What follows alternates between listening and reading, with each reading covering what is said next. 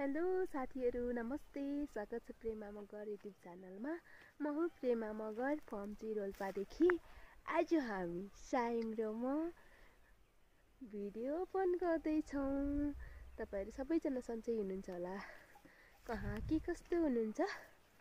सबैजनालाई स्वस्थताको कामना गर्दछु। आज मैले धेरै टाइमपछि एउटा भिडियो बनाउन लागेको छु। त्यो पनि छायुङलाई घुमाउँदै हिँड्ने बेला के अलि बोर लागिरहेको टाइममा मेरो नानीहरू त्यहाँ घरमा बसिराखेका छन्, रुममा बसिराखेका छन्।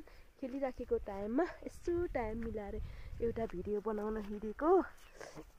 छायुङलाई घुमाएको पनि, छिगानीलाई घुमाएको। ल हाँस्दिउ छायुङ हाँस्दिउ।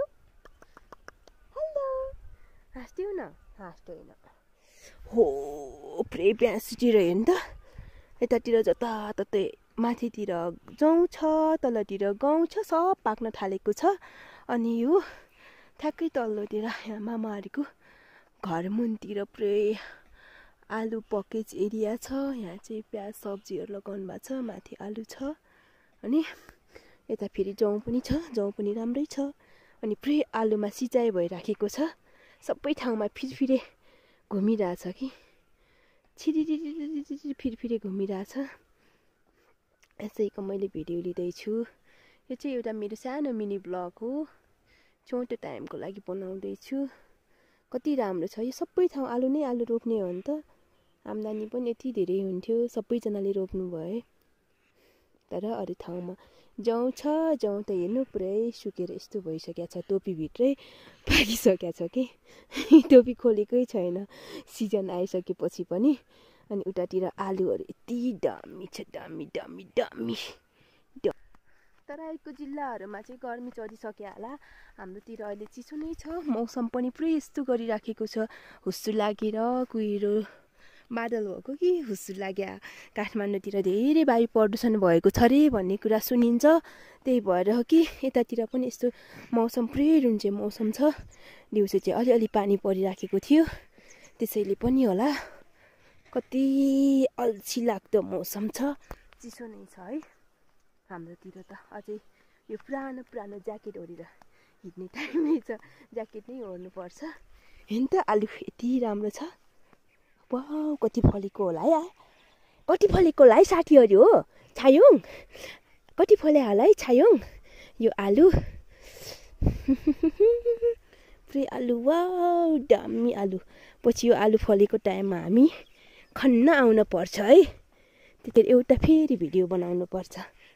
भाउजूहरूको आलुबारीको, दिदीहरूको आलुबारीको होइन। त्यतातिर जाउँ हेर्नु त, यति ठुलो मैदानमा पनि सब टोपीभित्रै सुक्या छ। बरु तलतिरको गाउँ चाहिँ राम्रो छ। यो जाउँ राम्रो हुन्थ्यो अरू टाइममा। यो वर्ष यो सानो भर्खर कति हुने बेला नै, सानै हुने बेला नै सानो बिरुवामै जाउँ किराहरूले खाएको भएर चाहिँ यस्तो टोपीभित्रै सुकेको रहेछ। अनि तलतिर जाउँलाई धेरै असर गरेर रहेछ कि गाउँलाई भन्दा पनि। हेर्नु त सिँचाइ भइरहेछ पुरै फिरफिरेबाट सुई हेर्नुहोस् त।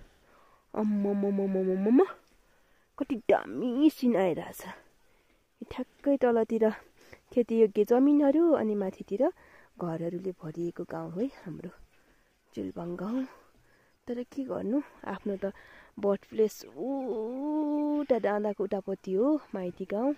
अनि त्यसपछि घर चाहिँ उता माथि अलिअलि देखिने त्यो बिचतिर हो। तर पनि प्राउड फिल हुने रहेछ जे भए पनि। यस्तै छ तलतिर त जेलबाङको भ्यू लिँदाखेरि होइन। सायङ यता हेर न, यता हेर। हेलो हामी सिँचाइ गरिराखेको ठाउँतिर घुम्दैछौँ।